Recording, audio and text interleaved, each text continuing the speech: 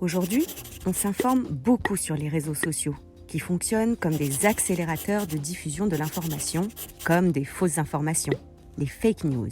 Autrefois, ces fake news ne dépassaient pas les limites du groupe d'amis réel.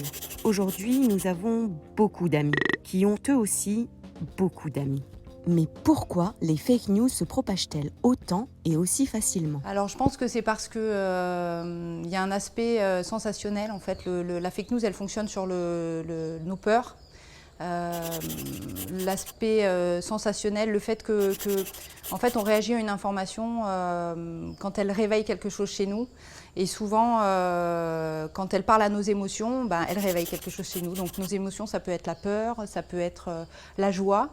Et souvent, on partage beaucoup plus ce qui nous fait peur, instinctivement, que quelque chose qu'on va apprendre et qui est assez neutre, en fait, finalement, qui nous renseigne sur un sujet, mais qui n'est pas exceptionnel.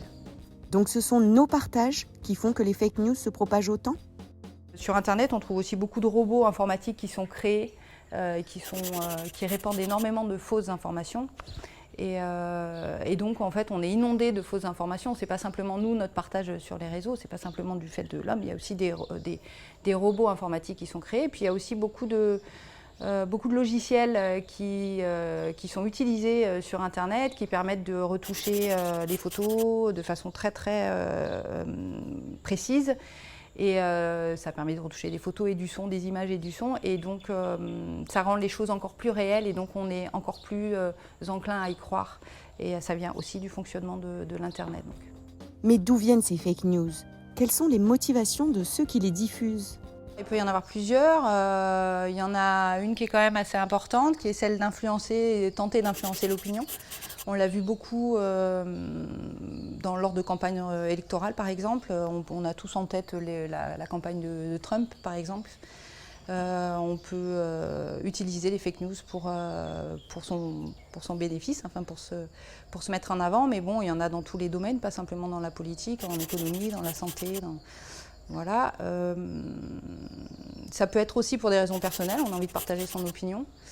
Et puis ça peut être aussi quelquefois pour gagner de l'argent.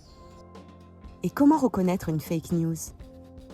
Il existe plein de manières de vérifier l'information. La meilleure des choses pour reconnaître une fausse information, en fait, voilà, il y a l'aspect rapide comme ça où on regarde un petit peu très rapidement ce qu'on peut trouver, mais en fait il faut se donner beaucoup de temps, il faut se donner du temps pour vérifier une information. Dès qu'elle nous semble un petit peu louche, il faut aller vérifier tout un tas de critères, prendre le temps de vérifier.